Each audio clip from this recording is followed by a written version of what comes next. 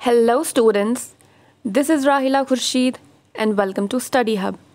आज से हम हमारा जनरल साइंस का सिलेबस स्टार्ट करेंगे सुपरवाइज़र के एग्ज़ाम के लिए, जिसमें पहले हम थोड़ा सा सिलेबस के बारे में देख लेते हैं कि कितने टॉपिक्स हैं, कितने मार्क्स का है। ये हमारे जनरल साइंस का सिलेबस है जिसमें हमारे पास 7 टॉपिक्स आते हैं और ये सारे 7 टॉपिक्स जो हैं हमें 10 मार्क्स दिलाएंगे कहाँ पे, सुपरवाइज़र के एग्ज़ाम में। हमारे टॉपिक्स क्या क्या हैं? Various sources of energy, nutrition and its types, respiration, transportation of water, food and minerals in plants, communicable and non-communicable diseases, vitamins and its deficiencies, ecosystems, its components, food chains and food webs, environmental pollution, ozone layer, its depletion, green house effect and last topic is vaccines and immunisation. ये 7 topics जो हैं ये हमारे general science का syllabus है supervisor के exam के लिए, और ये जो पूरा सिलेबस है जनरल साइंस का ये 10 मार्क्स का है। तो इस लेक्चर में हम फर्स्ट टॉपिक को स्टार्ट करेंगे, that is various sources of energy. ठीक है, तो स्टार्ट करते हैं with various sources of energy. सबसे पहले जनरल इंट्रोडक्शन के बारे में देखते हैं कि what actually energy is. Energy मतलब अगर हम सिंपल सी लैंग्वेज में देखें एनर्जी है क्या, तो एनर्जी जो है ये एक ऐसी प्रॉपर्टी है किसी भी ऑब्जेक्ट की जो ट्रांसफ़र की जा सकती है from one object to another object, या फिर कन्वर्ट की जा सकती है डिफरेंट फॉर्म्स में, but it can neither be created nor be destroyed. ठीक है, एनर्जी किसी भी ऑब्जेक्ट की ऐसी प्रॉपर्टी होती है जो ट्रांसफ़र की जा सकती है from one object to another object, या फिर कन्वर्ट की जा सकती है एक फॉर्म से दूसरे फॉर्म में, या फिर डिफरेंट फॉर्म्स में कन्वर्ट की जा सकती है, बट ना तो एनर्जी को क्रिएट किया जा सकता है ना तो डिस्ट्रॉय किया जा सकता है। और हमारे सराउंडिंग्स में या फिर हमारे एनवायरनमेंट में हमारे पास एनर्जी के बहुत सारे सोर्सेज प्रेजेंट होते हैं। ठीक है, एक बार फिर से एनर्जी की डेफिनेशन को देखते हैं। एनर्जी किसी भी ऑब्जेक्ट की ऐसी प्रॉपर्टी होती है जो हम ट्रांसफ़र कर सकते हैं from one object to another object, या फिर कन्वर्ट किया जा सकता है उसको डिफरेंट फॉर्म्स में, बट ना तो वो क्रिएट की जा सकती है ना तो डिस्ट्रॉय की जा सकती है। ठीक है, this was the definition of energy. एक लॉ आता है हमारे पास, law of conservation of energy. ठीक है, ये जो लॉ है, the law of conservation of energy जो है ये हमें ये बताता है कि जो एनर्जी है किसी भी ऑब्जेक्ट की, ना तो वो क्रिएट की जा सकती है ना तो वो डिस्ट्रॉय की जा सकती है, ओनली हम उसे कन्वर्ट कर सकते हैं एक फॉर्म से दूसरे फॉर्म में। ठीक है, law of conservation of energy हमारे पास ये बताता है कि किसी भी ऑब्जेक्ट की एनर्जी जो है वो ना तो क्रिएट की जा सकती है ना तो डिस्ट्रॉय की जा सकती है, सिर्फ उसको कन्वर्ट किया जा सकता है from one form to another form. इस लॉ का मतलब ये है, इस स्टेटमेंट से हमें ये पता चलता है कि कोई भी सिस्टम अगर हमारे पास है उसमें throughout same amount of energy रहेगा unless it is added from outside. ठीक है, यानी कि एक ऑब्जेक्ट में जितनी एनर्जी होगी अपनी वो थ्रू आउट सेम रहेगी, बट जब तक उसमें आउटसाइड से बाहर से एनर्जी ऐड नहीं होगी तब तक उसमें same amount of energy reserved रहता है। ठीक है, this was the law of conservation of energy. Next हमारे पास आता है सोर्सेज ऑफ एनर्जी, यानी कि हमारे सराउंडिंग्स में, हमारे एनवायरनमेंट में हमारे पास कौन कौन से सोर्सेज ऑफ एनर्जी हैं, हमें कहाँ कहाँ से एनर्जी प्रोवाइड हो सकती है।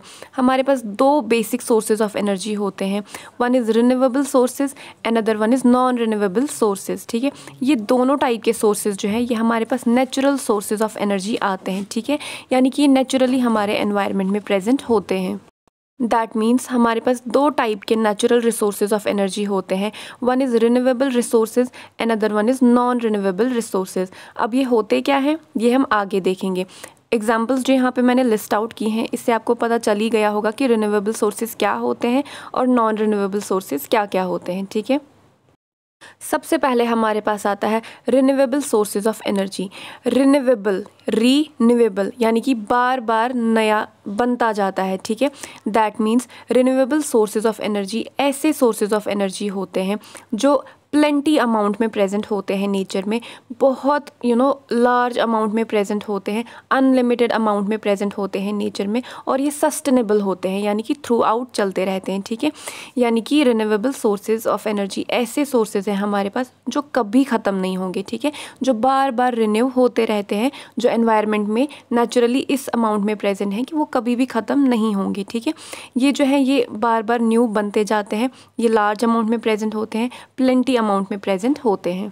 रिन्यूएबल सोर्सेज की एग्जांपल्स हमारे पास आते हैं, जैसे सोलर एनर्जी, हमारा सन कभी ख़त्म नहीं होगा unless it is naturally replenished. लेकिन ऐसे इनका ख़त्म होना कोई भी मतलब वो नहीं है, ख़त्म होने के चांसेस नहीं होते हैं इनके। That is solar energy, geothermal energy, wind energy, biomass, hydro power, tidal energy, ये सब जो है हमारे पास एग्जाम्पल्स आते हैं रिन्यूएबल सोर्सेज की। ये सारी एनर्जीज़ जो है ये हमारे पास थ्रू आउट रहेंगी, कभी भी ख़त्म होने के चांस नहीं है। ठीक है, this was the renewable source of energy. Next आता है हमारे पास non renewable resource. Non renewable means जो बार बार नया नहीं बनता है। ठीक है, मतलब एट सम टाइम वो ख़त्म हो जाएगा। ठीक है, यानी कि नॉन रिन्यूएबल रिसोर्स हमारे पास ऐसे नेचुरल सोर्सेज ऑफ एनर्जी होते हैं जो अंडरनीथ द अर्थ प्रेजेंट होते हैं, जो हमारा अर्थ क्रस्ट होता है उसमें प्रेजेंट होते हैं। और ये जो एनर्जी रिसोर्सेज हमारे पास होते हैं ये रिप्लेनिश तो होंगे, मतलब ख़त्म तो होंगे, बट सेम स्पीड पे ख़त्म नहीं होंगे। जिस स्पीड से उनको यूज़ किया जाता है उस स्पीड से वो ख़त्म नहीं होते हैं। इनको मिलियंस ऑफ ईयर्स लगते हैं ख़त्म होने में। ठीक है, फिर से इसको रिपीट करते हैं। नॉन रिन्यूएबल रिसोर्सेज जो हैं ये हमारे पास ऐसे नेचुरल रिसोर्सेज ऑफ एनर्जी होते हैं जो अंडरनीथ द अर्थ प्रेजेंट होते हैं। और ये टाइप के रिसोर्सेज ऑफ एनर्जी जो है ये मतलब रिप्लेनिश नहीं होते हैं at the same speed at which it is used, यानी कि जिस स्पीड से इनको यूज़ किया जाता है उस स्पीड से ये फिलअप नहीं होते हैं, वापस नहीं आते हैं। इनको मिलियंस ऑफ ईयर्स लगते हैं वापस आने में, कम बैक आने में, या फिर से फॉर्म होने में बहुत सारे ईयर्स लग जाते हैं। ठीक है, तो ये जो सोर्सेज ऑफ एनर्जी होते हैं इनके चांसेस होते हैं कि एट सम टाइम ये एक्सटिंक्ट हो सकते हैं, ख़त्म हो सकते हैं। ठीक है, तो फिर से रिपीट करते हैं। Non renewable resources of energy ऐसे नेचुरल रिसोर्सेज होते हैं जो हमारे पास एट सम टाइम एक्सटिंक्ट होने के चांसेस होते हैं। ये उस स्पीड से रिप्लेनिश या फिर फिल बैक नहीं होते हैं, वापस नहीं आते हैं जिस स्पीड से इनको यूज़ किया जाता है। इनको बहुत सारे मिलियंस ऑफ ईयर्स लगते हैं वापस आने में या फिर फिल बैक होने में। हमारे पास एग्जांपल्स आती हैं, जैसे हमारे पास कोल, ऑयल, नेचुरल गैस, ये पेट्रोलियम, न्यूक्लियर एनर्जी, ये सब जो है हमारे पास नॉन रिन्यूएबल रिसोर्सेज के एग्जांपल्स आते हैं। दैट मीन्स अगर इनको सेम स्पीड से यूज़ किया जाए, मतलब एक्सटिंक्ट करवाया जाए, तो एक्सटिंक्ट हो सकते हैं। ठीक है, और ये हमारे पास एग्जांपल्स हैं रिन्यूएबल एनर्जी के और नॉन रिन्यूएबल एनर्जी के। रिन्यूएबल एनर्जी में हमारे पास solar energy, biomass energy, wind energy, geothermal, hydro power energy, ये सब आते हैं जो एक्सटिंक्ट नहीं हो सकते हैं, ख़त्म नहीं हो सकते हैं। नॉन रिन्यूएबल रिसोर्सेज में वही फॉसिल फ्यूल्स, कोल, नेचुरल गैस, न्यूक्लियर एनर्जी, ये सब जो है एक्सटिंक्ट होने के चांसेस होते हैं। That is why they are called as non renewable resources of energy. अब हमारे पास कुछ हमने पॉइंट्स नोट डाउन किए हैं जिससे हमें पता चल रहा है कि नॉन रिन्यूएबल और रिन्यूएबल में क्या क्या डिफरेंसेस हैं। ठीक है, तो पहला क्राइटेरिया है कि रिपीटेटिवली यूज़ करने से इन पे क्या इफ़ेक्ट पड़ता है। ठीक है, जो non renewable resources of energy हैं अगर इनको रिपीटेटिवली यूज़ किया जाएगा तो ये वन टाइम यूज़ ही इनका हो सकता है। दैट मीन्स मैंने कहा था कि रिन्यू ईजिली नहीं होते हैं, और रिन्यूएबल एनर्जी को हम बार बार यूज़ कर सकते हैं। ठीक है, नेक्स्ट है कि जो नॉन रिन्यूएबल रिसोर्सेज हैं ये एट सम डे वैनिश हो सकते हैं, लेकिन रिन्यूएबल रिसोर्सेज जो है ये हमारे पास प्रेजेंट रहते हैं थ्रू आउट, ये हमारे पास प्रेजेंट रहेंगे। नॉन रिन्यूएबल रिसोर्सेज जो है ये इको फ्रेंडली नहीं होते हैं, ये एनवायरनमेंट को पोल्यूट करते हैं, वाइल जो रिन्यूएबल रिसोर्सेज ऑफ एनर्जी होते हैं ये एनवायरनमेंट को पोल्यूट नहीं करते हैं और ये कोई भी हार्मफुल गैसेस एमिट नहीं करते हैं। अवेलेबिलिटी जो है नॉन रिन्यूएबल रिसोर्सेज ये हमारे पास लिमिटेड क्वान्टिटी में होते हैं, while on the other hand renewable resources हमारे पास अनलिमिटेड अमाउंट में प्रेजेंट होते हैं। दैट इज़ वाई ये कभी ख़त्म नहीं हो सकते हैं। प्रोडक्शन कॉस्ट जो है ऑब्वियसली नॉन रिन्यूएबल रिसोर्स हमारे पास महंगे होते हैं, लाइक कोल, पेट्रोलियम, ये हमारे पास बहुत महंगा होता है। दैट इज़ वाई ये हाई कॉस्ट होते हैं। रिन्यूएबल रिसोर्सेज ये लो कॉस्ट होते हैं, ये नेचुरली हमारे एनवायरनमेंट में प्रेजेंट होते हैं। मेंटेनेंस कॉस्ट जो है नॉन रिन्यूएबल रिसोर्सेज की लो है, while on the other hand renewable resources की मेंटेनेंस कॉस्ट हाई होती है। Production quantity non renewable resources की लार्ज होती है और रिन्यूएबल एनर्जी रिसोर्सेज की लेस होती है। दीज वर सम क्राइटेरिया जो नॉन रिन्यूएबल और रिन्यूएबल रिसोर्सेज ऑफ एनर्जी को डिफ्रेंशिएट करता है। अब हमारे पास कुछ पॉइंट्स हैं या फिर कुछ क्राइटेरियाज़ हैं जो एक सोर्स ऑफ एनर्जी को क्या बनाते हैं, ऑफ गुड क्वालिटी बनाते हैं या फिर गुड सोर्स ऑफ एनर्जी हमारे पास बनाते हैं। पहला पॉइंट आता है कि एक एनर्जी जो होती है एक सोर्स ऑफ एनर्जी जो होता है वो क्या होना चाहिए, वो ऑप्टिमम हीट प्रोडक्शन करना चाहिए per unit of its volume या फिर मास यूज़, यानी कि जो भी उसका मास, जो भी उसका वॉल्यूम यूज़ किया गया है उस सोर्स का, उसके इन रिटर्न वहाँ पे क्या होना चाहिए, ऑप्टिमम हीट प्रोडक्शन होना चाहिए, ठीक है। नेक्स्ट इज़ वो सोर्स ऑफ एनर्जी जो है इजी टू ट्रांसपोर्ट होना चाहिए, लीस्ट पोल्यूटिंग होना चाहिए और इकोनॉमिकल होना चाहिए। ये 3 पॉइंट्स तो इजी हैं। पहले पॉइंट का मतलब ये है कि जितना अमाउंट हम उस सोर्स का यूज़ करेंगे, इन रिटर्न हमें उतना हीट प्रोडक्शन या फिर उतना एनर्जी जो है हमें मिलना चाहिए। Next is easy to transport, least polluting and economical, ठीक है। अब हम बात करते हैं नेचुरल सोर्सेज ऑफ एनर्जी की। तो नेचुरल सोर्सेज ऑफ एनर्जी जो हमारा स्टोन एज पीरियड था, तब हमारा नेचुरल सोर्स ऑफ एनर्जी तो जो था वो वुड था, बट स्टोन एज में हमारा natural source of energy would था, आयरन एज में कोल था, और मॉडर्न एजेस में क्या है, फॉसिल फ्यूल्स हैं like petroleum and natural gases. हमारे पास 2 टाइप्स के नेचुरल सोर्सेज ऑफ एनर्जी आते हैं। One is conventional sources of energy and another one is non conventional sources of energy. अब हम थोड़ा सा इनका डेफिनेशन देख लेते हैं कि ये होते क्या हैं। नेक्स्ट देखते हैं हम, जो थोड़ा सा मैंने यहाँ पे लिस्ट डाउन किया है कि कन्वेंशनल सोर्सेज और नॉन कन्वेंशनल सोर्सेज में क्या क्या एग्जांपल्स आती हैं। कन्वेंशनल सोर्सेज जो है, मैं पहले थोड़ा सा बताती हूँ कि ये होते क्या हैं।